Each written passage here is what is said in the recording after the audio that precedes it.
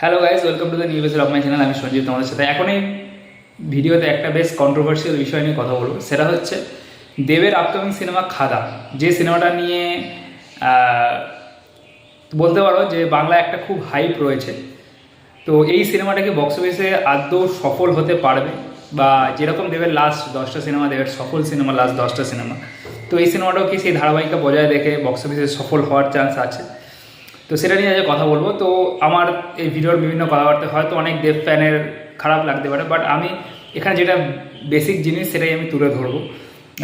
যদি খারাপ লাগে তাহলে আমি সরি, বাট যেটা সত্যি হতে পারে সম্ভাবনা, যেটা অ্যাজ এ অডিয়েন্স আমরা যখন সিনেমা দেখতে যাই আমরা অনেক কিছু দেখি, অনেক বাকি আরবান অডিয়েন্সদের বিভিন্ন কথাবার্তা আমরা শুনি, তো সেই অনুসারেই আমরা বলবো যে কিরম কী হতে পারে।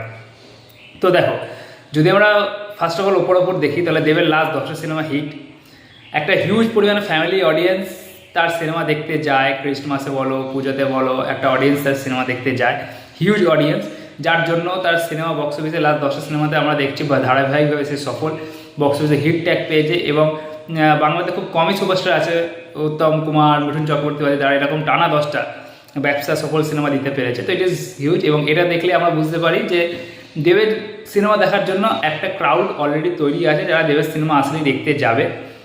এবং সেই জন্য আমরা বলতে পারি যে খাদান যেরকমই হোক, খাদান হিট হয়ে যাবে, এটা আমরা বলতে পারি। বাট এবার যদি আমরা পয়সার উল্টো দিকটা দেখি, ঠিক আছে, যেখানে কি আছে, দেবের যে লাস্ট 10টা সিনেমা, ঠিক আছে, তার মধ্যে বাঘা যতীন এবং গোলন্দাজকে যদি আমরা সাইডে রাখি তাহলে বাকি 8টা সিনেমাই কিন্তু ফুললি ফ্যামিলি ড্রামা। এবং বাঘা যতীন একটা হিস্ট্রিক্যাল ড্রামা ফিল্ম, যেটার সঙ্গে যে ক্যারেক্টারটার সঙ্গে আমাদের বাংলা অডিয়েন্স ওতপ্রোতভাবে জড়িত রয়েছে, ঠিক আছে, মানে যেটা আমাদের ইমোশন, ঠিক আছে, এবং দেব সেটাকে খুব ভালোভাবে ফুটিয়ে তুলেছে। এবং যতটা সামর্থ্য বাংলায় সেই অনুসারে ভিএফএক্স বলুন যাই বলুন ভালো কাজ করেছে, ঠিক আছে, যতটা আমাদের বাংলার বাজেট আছে, ঠিক আছে, তেমনই গোলন্দাজ, ঠিক আছে। বাট আপনি যদি এই দুটো সিনেমায় দেখেন, গোলন্দাজটা আমি ছেড়ে দিচ্ছি এই কারণে, গোলন্দাজটা এমন একটা সময় রিলিজ হয়েছিল যে সময় কোভিডের থেকে সবশেষে মানুষ বেরিয়েছিল, মানুষ দীর্ঘ একটা সময় গৃহবন্দী হয়েছিল, তারপরে সিনেমা হল দীর্ঘদিন পরে 2 বছর পরে সিনেমা হল খুলেছিল বিভিন্ন, তো মানুষ হুড়মুড়ি একটা সিনেমা দেখতে গেছে, ঠিক আছে। তো সেই সময় সিনেমাটা প্রায় 7 কোটি টাকার মতো বিজনেস করেছিল। বাট তারপরে যদি বাঘা যতীনের কথা বলি, বাঘা যতীন কিন্তু প্রায় 3.5 থেকে 4 কোটি একটা বড় বাজেটে নির্মিত সিনেমা, এবং এই সিনেমাটা কিন্তু 5 কোটি টাকার মতো বিজনেস করে, 5 থেকে 6 কোটি টাকার মতো বিজনেস করে।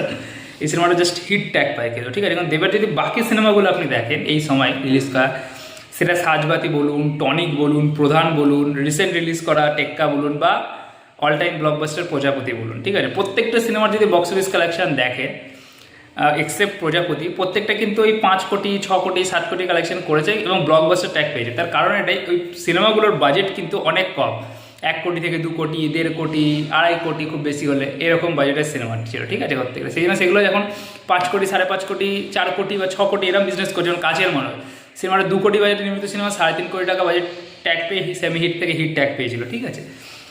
বাট খাদানের ক্ষেত্রে যে জিনিসটা হচ্ছে, খাদান কিন্তু মোটেও 2 কোটি 3 কোটি বা 4 কোটি সিনেমা নয়, খাদান কিন্তু একটা বড় বাজেটের সিনেমা, যেটার বাজেট মিনিমাম 5 থেকে 6 কোটি টাকা। হ্যাঁ, এবার আমি এটা কখনোই বলছি না যে কমার্শিয়ালসে, দেব যখনই আমরা দেখেছি লাস্ট কয়েকটা টাইমে, যে দেব যখনই এক্সপেরিমেন্টাল কোনো কাজ করে সে নিজের বেস্টটা দেওয়ার চেষ্টা করেছে সবসময়।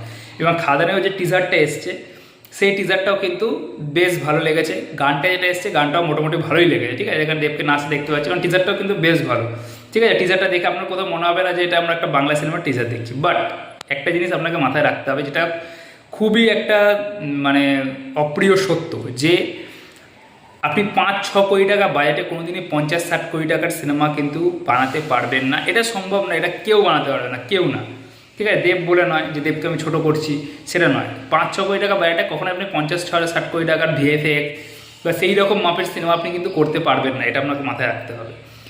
তো আমাদের বাংলায় যে কমার্শিয়াল বা মাস ফিল্মের যে অডিয়েন্সটা আছে, যারা মেনলি সাউথের সিনেমা বা হিন্দি সিনেমা দেখতে অভ্যস্ত, ঠিক আছে, দেখে এসছে আরবানে, কারণ আরবানে এখনও যেখানে মাল্টিপ্লেক্স সিঙ্গল স্ক্রিন আছে সেখানে কিন্তু এখনও হিন্দি সিনেমা প্রচুর চলে। ইভেন আমার রিসেন্ট আমার একটা এক্সপিরিয়েন্স হয়েছিল, আমি আমাদেরই কাছেই আমার বাড়ি থেকে 15-16 কিলোমিটার দূরে একটা জায়গায় গিয়েছিলাম, যেটা মূলত আরবানি, সেখানে একটা সিঙ্গল স্ক্রিন এখনও আছে, সেখানে এখনও কয়ামত সিনেমাটা চলছিল, সুনীল শেট্টি অজয় দেবগনের কয়ামত যে সিনেমাটা আছে, সিটি আন্ডার থ্রেট, ওই সিনেমাটা কিন্তু চলছিল, ঠিক আছে। তো এই টাইপের সিনেমা কিন্তু চলে। পুষ্পা এখনও প্রচুর সিঙ্গেল স্ক্রিনে চলছে, ঠিক আছে।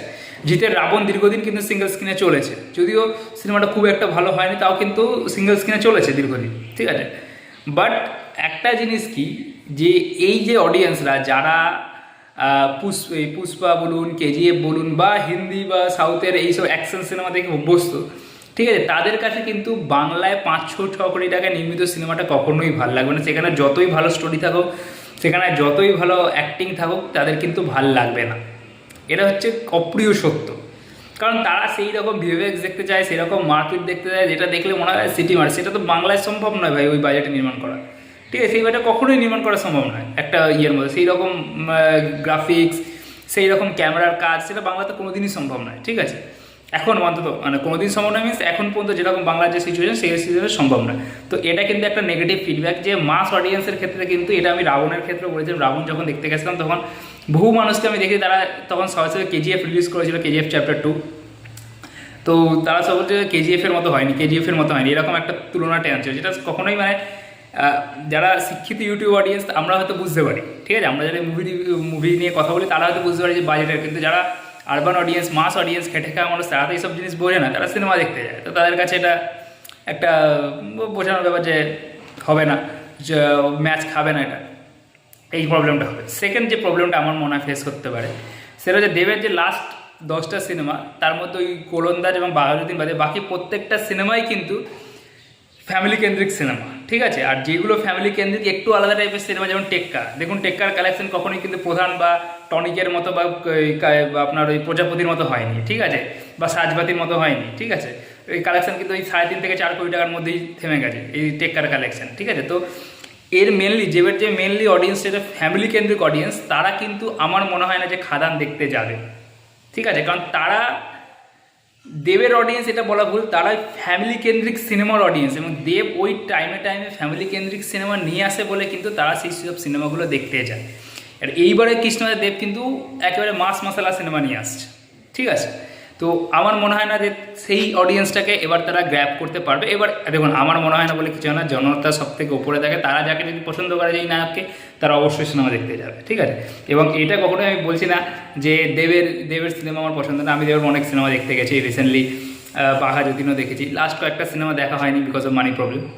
বাট এই প্রবলেমটা ফেস করতে পারে কিন্তু, কারণ দেখুন, যদি মাস অডিয়েন্স, যদি এই যে আপনার ফ্যামিলি অডিয়েন্স, এই ফ্যামিলি অডিয়েন্সটা যদি দেব গ্র্যাব করতে পারে, তাহলে তো এটা খাদানের পক্ষে খুব ভালো, যে এই অডিয়েন্সটাকে যদি ট্রান্সফর্ম করতে পারে, যে ফ্যামিলি অডিয়েন্সটাকে মাস ফিল্মে যদি ট্রান্সফর্ম করতে পারে, তাহলে এটা তো বাংলা ইন্ডাস্ট্রির জন্য খুবই ভালো। বাট সেটা কতটা সাকসেসফুলি হয়, সেটা কিন্তু একটা প্রশ্নের বিষয় থেকেই যায়। এরপরে সেকেন্ড জিনিস সেটা হচ্ছে ক্ল্যাশ। এই সিনেমাটা কিন্তু একটা হিউজ ক্ল্যাশের মধ্যে পড়তে পারছে, যার মধ্যে বাংলায় রয়েছে সন্তান, যে সিনেমাটা অবশ্যই একটা, যতই দেব ফ্যান্সরা বা কিছু ইউটিউব পেজ থেকে এই সিনেমাটাকে যথেষ্ট হেট করা হচ্ছে, আমি জানি না কেন, যে দেবের সিনেমাকে বড় করার জন্য একটা বাংলা সিনেমাকে কেন হেট করা, এটা আমি বুঝতে পারি না।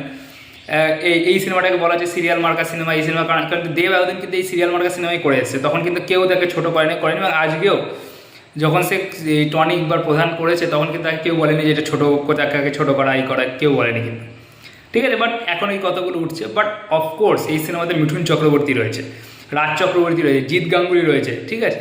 এবং এটাকে সর্বোপরি এসবিএফ প্রডিউস করেছে। তো যে প্রবলেমটা শাস্ত্রীর সঙ্গে হয়েছিল, যে স্ক্রিন নিয়ে সমস্যা, সেটা কিন্তু এই সিনেমাটার সাথে হবে না। এসবিএফ অবশ্যই বড় স্ক্রিন নিয়ে থাকবে, ঠিক আছে। সেকেন্ড, এই সময় পুষ্পা রিলিজ হচ্ছে, পুষ্পা প্রবাবলি রিলিজ হচ্ছে ওই 10ই ডিসেম্বর বা 15 ডিসেম্বর, এই সময়টা আমি ঠিক টাইম যাই না। এবং পুষ্পা কিন্তু বাংলা ল্যাঙ্গুয়েজে রিলিজ হবে, হিন্দিতে তো রিলিজ হবেই, প্লাস বাংলা ল্যাঙ্গুয়েজেও রিলিজ হবে কিন্তু। এবং এটাও কিন্তু একটা হিউজ পরিমাণ অডিয়েন্স জেনারেট করে রাখবে বাংলা থেকে, ঠিক আছে। যে মাস অডিয়েন্সটা, যেটা প্রবাবলি সবাই বলছিল খাদান দেখতে যাবে, সেটা কিন্তু পুষ্পা কিন্তু সেটাকে টেনে নেবে। প্লাস বেবি জন, এই সিনেমাটাও কিন্তু আসছে 20শে ডিসেম্বর একই সময়, ঠিক আছে। এই সিনেমাটাও কিন্তু যা যা এখন পর্যন্ত গ্লিমস রিলিজ করেছে, সব কিন্তু হিউজ পরিমাণ পপুলার হয়েছে, ঠিক আছে। তো এতগুলো ফেস অফের মধ্যে পড়তে হবে, যেখানে স্ক্রিন শেয়ারিংয়ের সমস্যা থাকবেই, প্লাস যেখানে খাদান যে মাপের সিনেমা, যে জনের সিনেমা, মাসালা সিনেমা, সেই মাসালা সিনেমারই দুটো বড় বড় কম্পিটিটর কিন্তু বাজারে থাকবে সেই সময়। তো সেটা একটা দেখার বিষয়, যে কতটা হাইপ ক্রিয়েট করতে পারে এবং কতটা সিনেমাটা ওয়ার্ড অফ মাউথ ভালো হয়, ভালো হওয়া সত্ত্বেও কতটা কাজ করতে পারে। কারণ দেখুন, সবসময় ওয়ার্ড অফ মাউথ ভালো হলেই যে সিনেমা ভালো চলবে সেটা কিন্তু নয়, ঠিক আছে। কারণ লাস্ট আমরা শাস্ত্রী দেখেছিলাম, শাস্ত্রীর ওয়ার্ড অফ মাউথ কিন্তু ভালো ছিল, আমি বলছি অসাধারণ ছিল, বাট ভালো ছিল, কিন্তু তা সত্ত্বেও কিন্তু স্ক্রিন কম, বাকি দুটো সিনেমা খুবই ভালো চলেছে, স্পেশালি বহুরূপী খুবই ভালো চলেছে, সেই জন্য কিন্তু ওই দুটো সিনেমা খুব একটা ভালোভাবে, ওই সিনেমাটা খুব একটা ভালো ওয়ার্ক করেনি, 1 কোটি টাকার বিজনেস মতোই করেছে, ঠিক আছে। তো এর একটা খুবই বাজে বিষয় যে যখন একটা সিনেমা ভালো ওয়ার্ড অফ মাউথ পাওয়া সত্ত্বেও চলে না, কারণ অন্যান্য কম্পিটিটর থাকা সত্ত্বেও, ঠিক আছে। এটা একটা বড় প্রবলেম ফেস করতে পারে খাদান। এবং লাস্ট যে জিনিসটা সেটা হচ্ছে এই যে বলা হচ্ছে যে খাদান নিয়ে প্রচুর হাইপ আছে, এই হাইপটা আসলে কাদের মধ্যে আছে? এই হাইপটা আসলে আছে দেবের ফ্যানেদের মধ্যে, এই হাইপটা আছে আমাদের মধ্যে যারা বাংলা মুভি নিয়ে কথা বলি, আমরা যারা চাই বাংলা মুভি প্যান ইন্ডিয়া ভাবে রিলিজ করুক, তাদের মধ্যেই কিন্তু আছে, যারা মেনলি ইউটিউব এসব জায়গায় কথা বলি সিনেমা নিয়ে, তাদের মধ্যেই কিন্তু এই হাইপটা আছে। আমরা নিয়মিত ভিডিও বানাই, এই করি ওই করি, তাই হাইপটা আছে। এই হাইপটা কিন্তু মোটেও আরবান অডিয়েন্সদের মধ্যে নেই, যারা এই ধরো এই চলো একটা সিনেমা বেরোচ্ছে চলো দেখতে যাই, এইরকম যে একটা অডিয়েন্স, ঠিক আছে, চলা যায় কাছ থেকে সেই একটা সিনেমা জিনিস দেখতে যাই, এই টাইপের অডিয়েন্সের মধ্যে কিন্তু হাইপটা নেই মোটেও। এই হাইপটা আনতে হবে। আমরা যতই বলে হাইপ রয়েছে ভিডিও বানাচ্ছি, কিন্তু এই ভিডিওটা কাদের মধ্যে রয়েছে? এই আমাদের মধ্যেই রয়েছে, আমাদের যারা ইউটিউবে কথা বলছি, এই যারা মুভি নিয়ে কথা বলি, জানি বিষয়টা, তাদের মধ্যেই কিন্তু আছে, আর দেবের ফ্যানাদের মধ্যে আছে। এই হাইপটা যতক্ষণ না পুরো আরবানের মধ্যে বা মাসেসের মধ্যে ছড়াবে, ততক্ষণ কিন্তু কোনো লাভ হবে বলে মনে হয় না। জিতের লাস্ট চেঙ্গিস বা রাবণ বা বুমেরাঙে বা মানুষের ক্ষেত্রে আমরা সেই জিনিসগুলো কিন্তু দেখেছি, যে যতক্ষণ না ওই হাইপটা ওই ফ্যান ফলোয়িং বা ইউটিউব থেকে বেরিয়ে মাসেসের মধ্যে যাবে, ততক্ষণ কোনো লাভ হবে না। তো এই কটাগুলো প্রবলেম কিন্তু ফেস করতে পারে খাদান। এবং দেখুন, আমি কখনোই দেবের বিরোধী নয়, আমি অবশ্যই চাই যে দেবের যে এক্সপেরিমেন্টাল কাজ, আমি সেগুলোকে সবসময় সমর্থন করি, এবং তার সিনেমা যখন সুযোগ পাই আমি দেখতে যাই, ট্রাই করবো খাদানও দেখার। আমি পুষ্পা 2 বা বেবিজন দেখার নয়, আমি সবসময় চেষ্টা করবো, সন্তান তো আগেই দেখবো অবশ্যই, এবং খাদানটাও দেখার চেষ্টা করবো।